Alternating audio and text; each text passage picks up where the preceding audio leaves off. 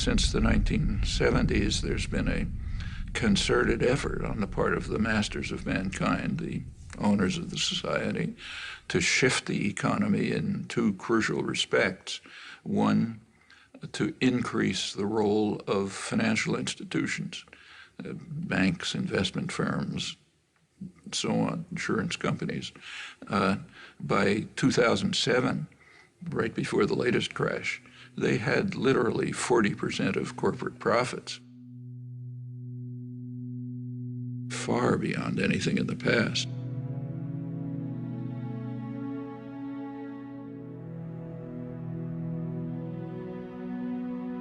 Back in the 1950s, as for many years before, the United States economy was based largely on production. The United States was the great manufacturing center of the world.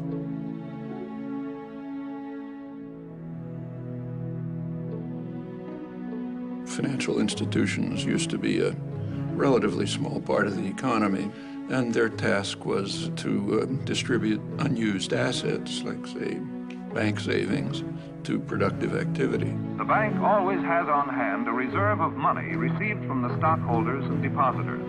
On the basis of these cash reserves, a bank can create credit. So besides providing a safe place for depositing money, a bank serves a community by making additional credit available for many purposes.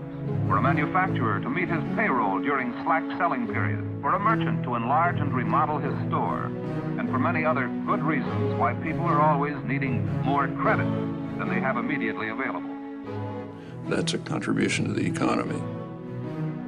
Regulatory system was established, banks were regulated, the commercial and investment banks were separated, cut back very risky investment practices that could harm private people. There had been, remember, no financial crashes during the period of regulation. By the 1970s, that changed.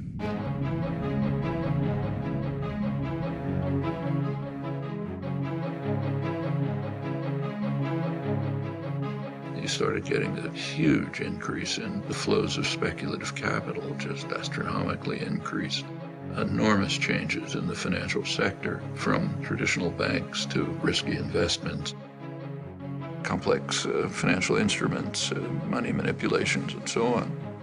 Increasingly, the business of the country isn't production, at least not here. The primary business here is business. You can even see it in the choice of directors. So a director of a major American corporation back in the 50s and the 60s was very likely to be an engineer, somebody who graduated from a place like MIT, maybe industrial management. More recently, the directorship and the top managerial positions are people who came out of business schools, learned financial trickery of various kinds, and so on. By the 1970s, say General Electric could make more profit playing games with money than you could by producing in the United States. We have to remember that General Electric is substantially a financial institution today. It makes half its profits just by moving money around in complicated ways. And it's very unclear that they're doing anything that's of value to the economy. So that's one phenomenon, what's called financialization of the economy. Going along with that is the offshoring of production.